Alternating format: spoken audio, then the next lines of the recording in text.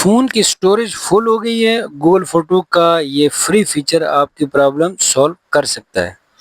آپ نے Google photo app open کر لینی ہے، تو آپ نے اپنے جو آئیکن ہے اس کے اوپر آپ نے کلک کر لینا ہے۔ یہاں پر یہ دیکھ لیں، بیک اپ پہ آپ نے کلک کر لینا ہے، ٹھیک ہے۔ تو یہاں پر آپ نے فوٹو اینڈ ویڈیو میں آ جانا ہے، پھر فوٹو ویڈیو میں آ کے یہاں پر مین اسٹوریج میں آ جانا ہے۔